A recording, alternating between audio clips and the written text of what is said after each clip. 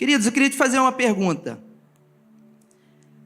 Como que a gente faz para viver uma vida que vale a pena, Daniel?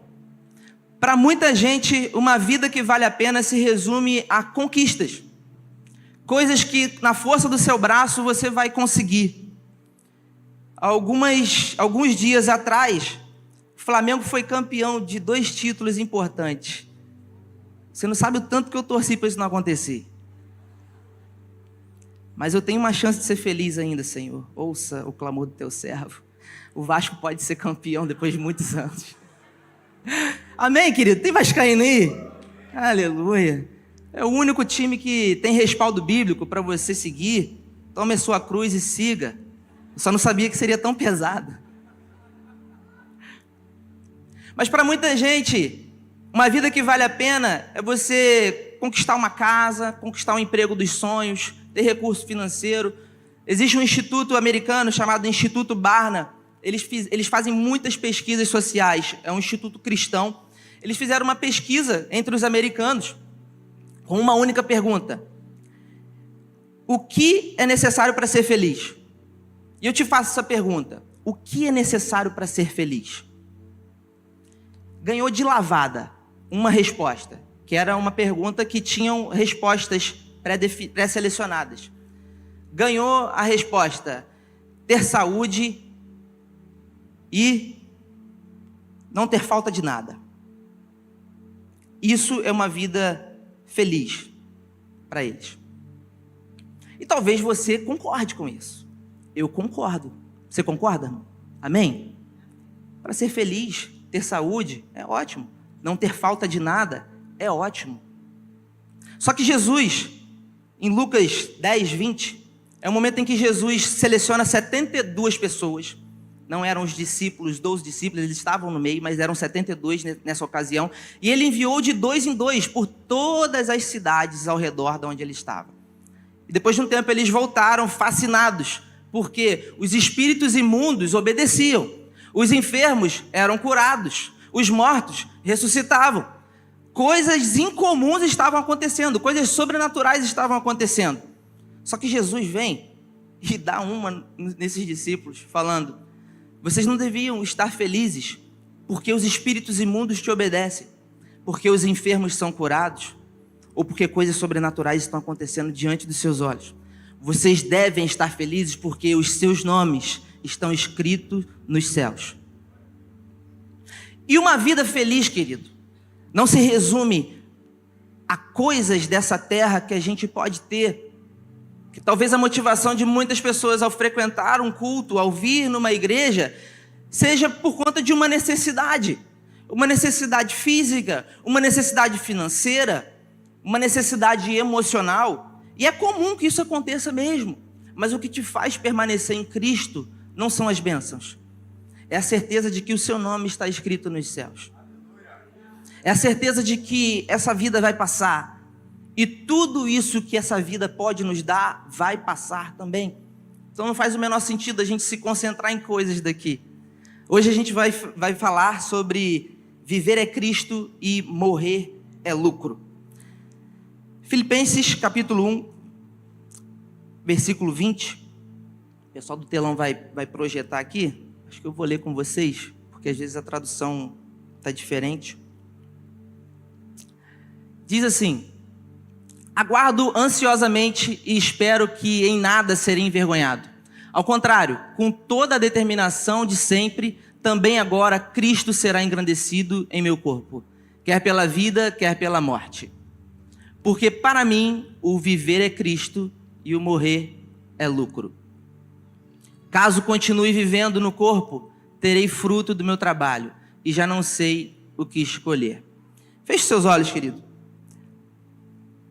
Pai, obrigado por esse tempo, obrigado por esse dia, obrigado pela Tua palavra, que é viva, que é verdadeira, que é eficaz. Nós queremos Te ouvir nessa manhã e seguir rumo ao propósito que o Senhor determinou para nós. Nós queremos viver para Ti, sabendo que a eternidade é muito melhor do que estarmos aqui. E que as nossas atitudes, os nossos desejos concordem com as nossas afirmações em palavras. Em nome de Jesus nós oramos a Ti. Amém. A gente costuma pensar o seguinte: o dia que eu tiver a casa tal, no lugar tal, eu vou ser feliz. O dia que eu tiver o emprego tal, recebendo tanto por mês, eu vou ser feliz. O dia em... Aí as coisas vão acontecendo, aí vem uma enfermidade. O dia que eu for curado dessa enfermidade, eu vou ser feliz. E já um sociólogo já disse que o nosso desejo está na falta, a nossa ansiedade está naquilo que nos falta. Irmãos, sempre vai faltar alguma coisa. Sempre tem alguma coisinha que você pode melhorar. Hoje a indústria da beleza entendeu isso e já era. Agora, a moda é você ficar com um beijo assim, não é? Porque antes, quando não tinha, estava tudo bem. Aí alguma pessoa teve, e normalmente é famosa, aí agora você vê um monte de gente com picada de abelha no beiço aí na rua, né? Você gosta, beleza, tudo bem. Mas amanhã vai ter outra coisa. Amanhã vai ser o cabelo. Cabelo, diferente. Eu lembro que ano que vem vai ser ano de Copa do Mundo, e eu lembro que teve uma Copa do Mundo que o Ronaldo, ele fez um tupete. Gente, meu Deus, o que é aquilo? Lindo, né? Lindo. Gente, um monte de pessoas já estavam usando o mesmo cabelo dele. E você chega num ponto em que, quando você conquista aquilo que você achava que você precisava para ser feliz, você percebe que a felicidade não está lá. E eu te digo, a felicidade não está no salário que você almeja. A felicidade não está na casa que você ambiciona possuir, nem no carro que você quer ter. Aquele consórcio que você está pagando, você está orando: Senhor, é esse mês. É esse mês. Estava conversando com o irmão semana passada, falei: cara, eu já paguei quase tudo e não fui sorteado, não é possível. A felicidade não mora em coisas, a felicidade não mora em conquistas. Paulo diz que aprendeu a estar contente em qualquer situação. O nosso contentamento não pode estar em coisas aqui. O nosso contentamento não pode estar em coisas que a gente pode conquistar com a força do nosso braço. Eu me lembro de uma vez que meu pai contava uma ilustração de uma mulher que estava passeando, andando pelas ruas, e ela pegou uma trilha, ela estava com seu filho de colo, e ela passou em frente a uma caverna, e ela topou numa lâmpada mágica. E quando ela topou nessa lâmpada, saiu o gênio. E o gênio falou: você é bem-aventurada, mulher. Eu estou aqui há milhares de anos, ninguém nunca me cutucou para eu sair daqui e dar uma coisa maravilhosa. E ela falou: mas o que seria essa coisa maravilhosa? Ele disse: atrás de você tem uma caverna. Quando eu terminar de falar, essa caverna vai se abrir, e lá dentro existe ouro de vários reis que passaram por essa terra. É muito ouro. Só que tem um porém. Após 1 minuto, essa caverna vai se fechar. E eu só tenho uma coisa para te dizer: aproveite esse 1 minuto, mas não se esqueça do principal. E o gênio sumiu. Quando o gênio sumiu, a caverna abriu e ela viu aquele ouro. Ela ficou enlouquecida: vou resolver os problemas da minha vida aqui.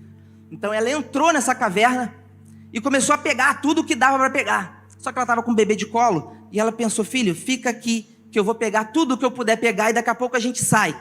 E ela começou a pegar, e ela: nossa, olha isso aqui como brilha, olha essa esmeralda, olha isso. E ela foi pegando tudo que dava para pegar, e a caverna começou a fechar.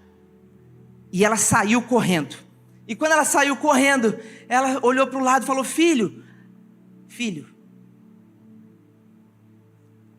não tinha mais o que fazer. E o gênio ainda falou: não se esqueça do principal. Uma vida para você ser feliz se resume a você não se esquecer do que é o principal para você. Naquele contexto dessa história, o principal era o filho. O que ela ia fazer com tanto dinheiro se ela não tinha mais o filho? O que ela ia fazer com tanto dinheiro se o principal ficou para trás? Em momentos da nossa vida, a gente pode se esquecer do principal com facilidade. E o principal, queridos, é que Jesus seja o centro da sua vida. É que Jesus não saia do centro da sua vida. Muitas coisas acontecem no dia a dia que têm a capacidade de tirar Jesus do centro. E o desafio é a gente não permitir que isso aconteça. A gente está perto do Natal, as pessoas já estão se organizando, né, para fazer rabanada, aquela coisa toda, né? Árvore de Natal montada já. A nossa a gente não montou ainda. E já começam as celebrações de fim de ano. E daqui a pouco a gente já vai estar aqui fazendo o culto da virada. E vai chegar o dia 31 e você vai olhar para trás e você vai lembrar que exatamente 1 ano atrás você fez algumas promessas para você mesmo. Não, esse ano eu vou comer direitinho. Não, esse ano eu vou estudar para passar um concurso. Não, esse ano eu vou ser saudável. Promessas que às vezes não foram cumpridas por você mesmo. E no dia 31 terão novas promessas. É assim ou não é?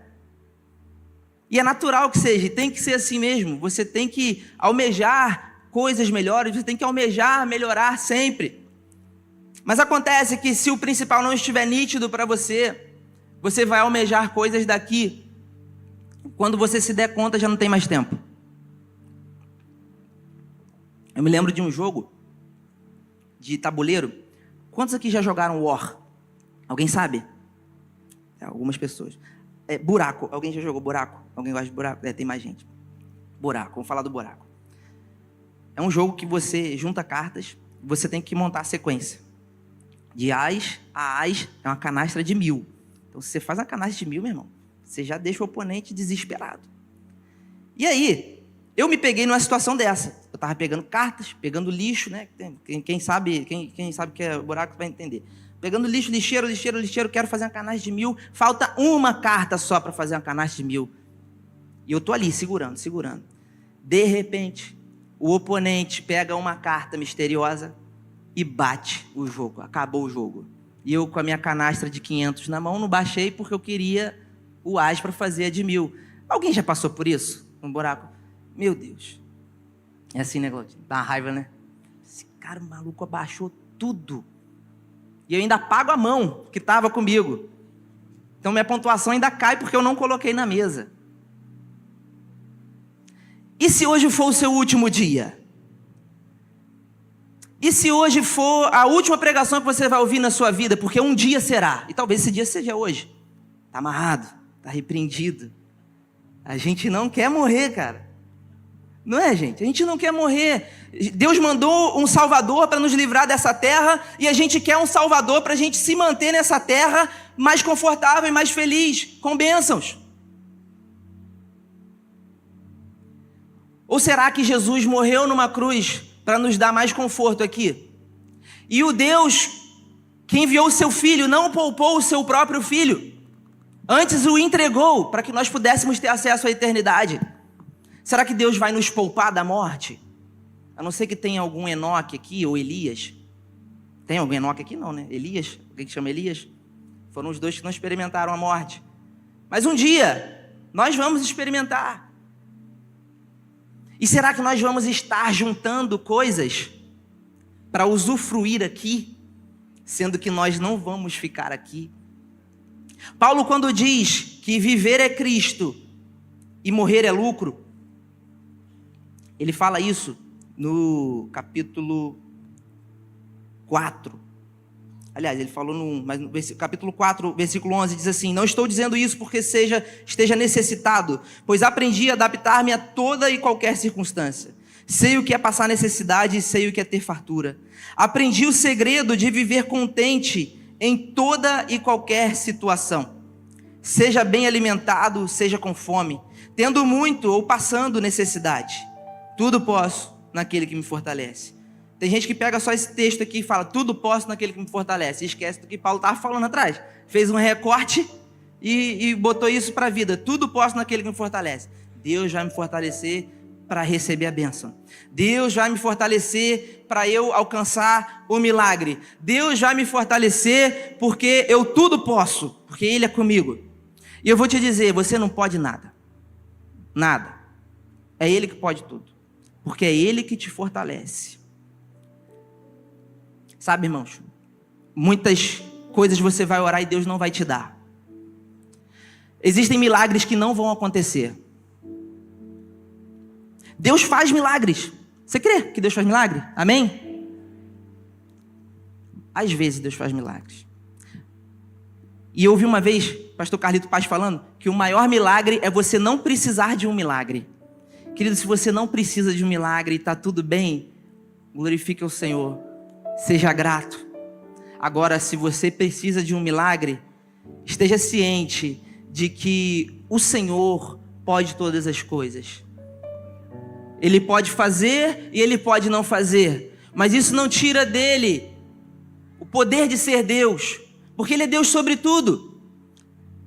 Hoje é domingo, dia 7 de dezembro. Exatamente 2 semanas atrás, estávamos eu e minha família no hospital. E o pastor estava conversando comigo. Hoje o pastor estaria pregando há 2 semanas atrás.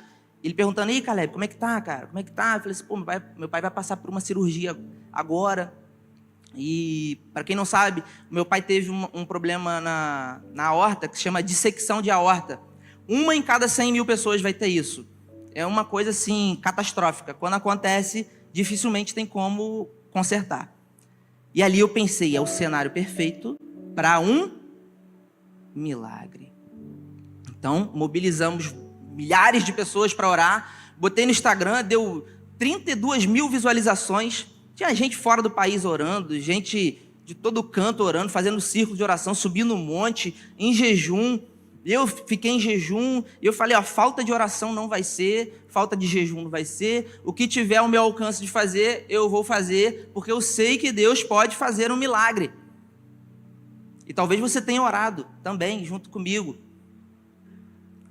Mas acontece, queridos, que em algumas situações da nossa vida, a gente vai orar para Deus fazer uma coisa, e Deus não vai fazer aquela coisa. A gente vai orar para Deus intervir, e Deus vai intervir de outra forma, que não é a que você estava pedindo. E se o principal para você não estiver nítido, você vai entrar em parafuso naquele momento. Mas Deus, por que isso? Por que o Senhor não me ouviu? Seria pretensão demais da minha parte dizer que o que eu queria é melhor do que o que Deus fez. Porque Deus vai fazer coisas que você não vai gostar, meu irmão. No primeiro momento. Não vai fazer o menor sentido. Mas se o principal não estiver nítido para você, você nunca mais pisa numa igreja, você nunca mais faz uma oração ao Senhor. Chegou no momento em que estava dando tudo errado, os diagnósticos dos médicos não eram bons. A gente levantou um altar de adoração naquele hospital, as pessoas não estavam entendendo nada, a gente adorando, botei o celular no alto, músicas de adoração ao Senhor, a gente entronizando o nome de Jesus ali, e eu sentindo meu espírito forte de orar diferente. Não orar para que Deus curasse o meu pai, mas orar para que seja feita a sua vontade. Irmão, como é difícil você orar assim, porque você quer uma coisa, muito, mas talvez Deus queira outra. E aí? É um dilema. Não tem como ter os dois. Não tem como ter a tua vontade e a vontade de Deus ao mesmo tempo. Mas como que a morte do meu pai é a vontade de Deus, boa, perfeita e agradável? Eu não sei, meu irmão. Mas uma coisa eu sei. É que eu sei o que é passar necessidade, eu sei o que é ter fartura. Eu aprendi o segredo de viver contente em toda e qualquer situação. Seja alimentado, seja com fome, tendo muito ou passando necessidade, com o meu pai vivo ou com o meu pai morto. O principal é fazer da coisa principal a coisa principal. Mas se o principal não estiver nítido para você e para mim, irmãos, a gente vai se perder. A gente vai se perder em coisas que são apresentadas para a gente todos os dias. E talvez o maior testemunho que eu já dei na minha vida foi no culto de gratidão que a gente fez aqui na quarta-feira. Quarta não, terça, né? Algumas pessoas falavam assim, cara, eu acho que eu não conseguiria fazer o que você fez. Eu falei, cara, eu nem sei como que eu consegui fazer aquilo. Dar uma palavra e chamar outras pessoas para darem uma palavra. Mas isso mostra para nós que quando a gente está no Senhor, a gente pode suportar tudo que vier. E você vai suportar tudo que vier. É isso que Paulo fala, tudo posso naquele que me fortalece. E se a gente fosse perguntar para as pessoas aqui, as necessidades que cada um tem, seriam múltiplas. Talvez tenham pessoas aqui tratando um câncer, igual meu pai estava. E ele não morreu disso, ele morreu de outra coisa. Ele estava curado do câncer já, o médico estava cogitando interromper o tratamento, mas tem um protocolo. É como se o Flamengo já fosse campeão do Brasileirão e tivesse só que cumprir tabela. Seria basicamente isso, já alcançou os pontos, não tinha mais nada. E aí uma coisa aleatória vem e acontece. E quando catástrofes acontecem na sua vida, assim como aconteceu na vida de Jó, assim como aconteceu na minha, nós precisamos estar com a nossa base forte no Senhor. Ele é uma rocha inabalável, Ele é o nosso sustento, Ele é a razão da nossa fé, Ele é o principal. E eu quero viver uma vida aqui para que pessoas conheçam a Ele e não se alegrem por coisas dessa vida que podem ser conquistadas, por espíritos imundos que nos obedecem, mas sim por o meu nome está escrito nos céus. Se alegre, querido, porque o seu nome está escrito nos céus. O principal é você levar pessoas a Jesus, que através do seu testemunho, através da sua vida, no seu trabalho, aonde você mora, na sua família, pessoas se rendam a Ele. Elas possam ver algo diferente em você. E Paulo diz que viver é Cristo e morrer é lucro. Porque enquanto ele estiver vivo, ele vai apontar para Jesus. E se chegar o último dia da vida dele, é lucro. Porque ele vai estar eternamente no lugar que não há dor, não há tristeza, não há morte. Queria te convidar a ficar de pé.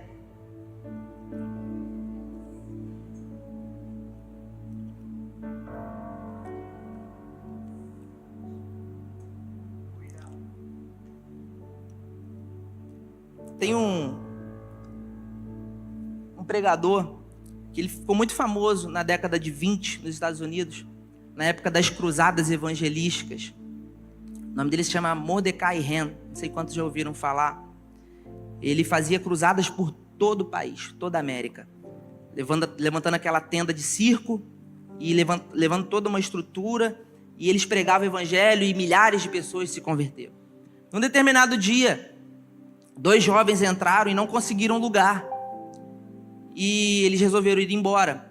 Só que um dos obreiros, igual os obreiros que tem aqui, um dos obreiros, ele percebeu que esses jovens estavam indo embora.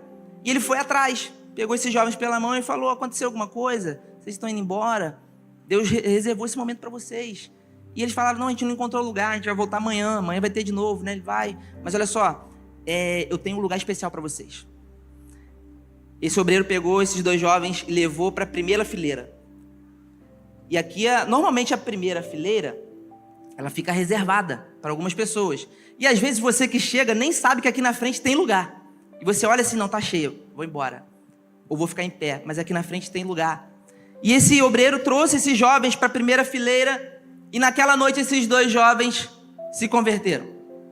E quem se converteu ali era nada mais, nada menos do que um dos maiores pregadores que já existiu na terra, Billy Graham e Greg Wilson, que era o seu braço direito em cruzadas evangelísticas que ele também fez pela nação. Mas o que eu quero te chamar a atenção aqui não é para a mensagem que esse homem trouxe, o Mordecai Ham. Foi através da mensagem dele que o Espírito Santo convenceu Billy Graham e seu amigo. Mas eu quero chamar a tua atenção para um homem que o seu nome jamais será lembrado na história. E ele estava cumprindo o seu propósito de ser um obreiro no templo que ia acontecer a cruzada evangelística. Ninguém sabe o nome desse homem. Essa é uma história verídica, porque o próprio Billy Graham falou. E querido, viver é Cristo, morrer é lucro. Seja lá o que você faça, não se trata do seu nome ser lembrado na história. Se trata do nome de Jesus jamais ser esquecido através de você. Aquele obreiro não tinha projeção nenhuma, ninguém conhecia ele. Poucas pessoas conheciam ele, na verdade, e o nome dele não está lembrado. Mas se não fosse ele, para cumprir o seu propósito de pegar esses 2 jovens pela mão, milhares de pessoas talvez não teriam conhecido o Senhor. Então fazer do principal, a coisa principal, é muitas vezes você fazer o ordinário e o simples bem feito. Não se trata de fazer coisas grandes, se trata de fazer coisas simples para a glória de Jesus. Queria te convidar a fechar seus olhos. Coloque a sua mão na direção do seu coração. Quero orar com você. Você que talvez tenha entrado aqui nessa manhã com o coração apertado, muitos problemas, muitas dificuldades e impossibilidades. Quero te convidar nesse momento você fazer uma oração difícil. Dizer para o Senhor: Senhor, seja feita a tua vontade, aqui na terra como é no céu. Porque a sua vontade, ela é boa, ela é perfeita e agradável. Mesmo que eu não entenda, mesmo que eu não queira, eu abro mão do meu desejo para viver a vontade do Senhor. Pai, em nome de Jesus, toma cada vida aqui nessa manhã, e os irmãos que estão acompanhando pela transmissão. Nós queremos clamar pela intervenção do Senhor, nós queremos clamar pelo poder do Senhor, mas primeiramente e acima de tudo, como o principal, que o Senhor faça a tua vontade e nos fortaleça para permanecer na tua vontade. Que o Senhor esteja fortalecendo cada família, cada pai, cada mãe, cada filho, que nós não sabemos, mas o Senhor sabe a necessidade de cada um. Que o Senhor esteja indo de encontro e fortalecendo, dando forças para permanecer em Ti, para permanecer no principal. Em nome de Jesus, em nome de Jesus, aleluia.